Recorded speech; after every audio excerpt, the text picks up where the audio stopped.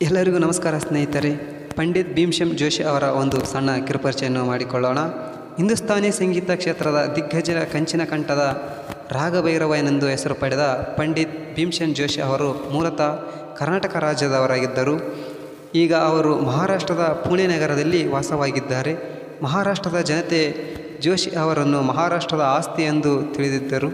ಭೀಮ್ಸೆನ್ ಜೋಶಿ ಅವರು ಹಿಂದೂಸ್ತಾನಿ ಸಂಗೀತದ ಮೂಲಕ ಕರ್ನಾಟಕದ ಕೀರ್ತಿ ಪತಾಕೆಯನ್ನು ರಾಷ್ಟ್ರೀಯ ಮತ್ತು ಅಂತಾರಾಷ್ಟ್ರೀಯ ಮಟ್ಟಕ್ಕೆ ಕೊಂಡೊಯ್ದಿದ್ದಾರೆ.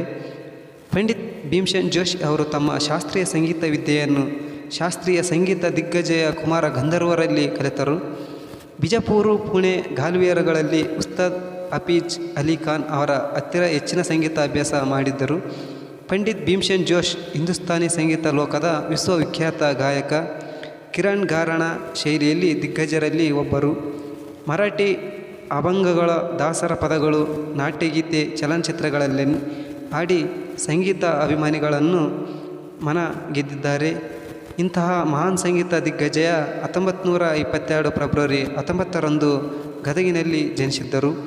ಪಂಡಿತ್ ಭೀಮ್ಸೆನ್ ಜೋಶಿ ಅವರು ವೈಶಿಷ್ಟ್ಯಪೂರ್ಣವಾದ ನೂತನ ರಾಗಗಳನ್ನು ಸೃಷ್ಟಿಸಿ ಅವುಗಳಿಗೆ ಪರಿಣಾಮಕಾರಿ ಸಂಯೋಜನೆಯ ಮೂಲಕ ಕಿರಣ ಘರಾಣ ದಿಗ್ಗಜ ಎನಿಸಿದ ಕೀರ್ತಿ ಅವರಿಗೆ ಸಲ್ಲುತ್ತದೆ.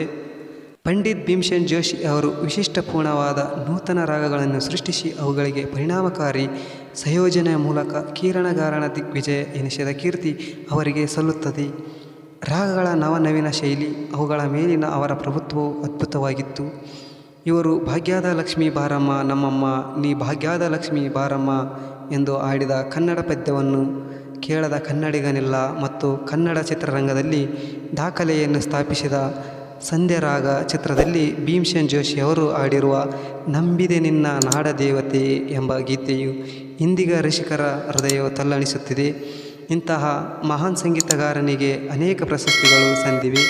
ಅವುಗಳಲ್ಲಿ ಮುಖ್ಯವಾದವು ಎಂದರೆ 1976ರಲ್ಲಿ ಸಂಗೀತ ನಾಟಕ ಅಕಾಡೆಮಿ, 1982ರಲ್ಲಿ ಪದ್ಮಶ್ರೀ ಮತ್ತು 1985ರಲ್ಲಿ ಪದ್ಮಭೂಷಣ, 1999ರಲ್ಲಿ ಪದ್ಮವಿಭೂಷಣ ಪ್ರಶಸ್ತಿ ಸಂದಿದೆ.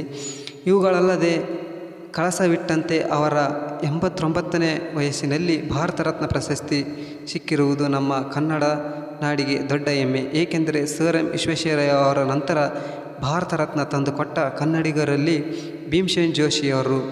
ಎಲ್ಲಾದರೂ ಇರು ಎಂತಾದರೂ ಇರು ಎಂದೆಂದಿಗೂ ನೀ ಕನ್ನಡವಾಗಿರು ಎನ್ನುವ ಕವಿ ಕುವೆಂಪುರವರ ಮಾತಿನಂತೆ ಸದಾ ಕನ್ನಡ ನಾಡನ್ನು ಪ್ರೀತಿಸುವ ಸಂಗೀತ ದಿಗ್ಗಜನಿಗೆ ಭಗವಂತನು ಚಿರಶಾಂತಿಯನ್ನು ಕೊಡಲಿ ಎಂದು ಭಗವಂತನಲ್ಲಿ ಬೇಡುತ್ತೇವೆ. ಈ ವಿಡಿಯೋ ಇಷ್ಟವಾದರೆ ಲೈಕ್ ಮಾಡಿ, ಶೇರ್ ಮಾಡಿ ಹಾಗೂ ಸಬ್ಸ್ಕ್ರೈಬ್ ಮಾಡಿ. ಎಲ್ಲರಿಗೂ ತುಂಬ ಹೃದಯದ ಧನ್ಯವಾದಗಳು.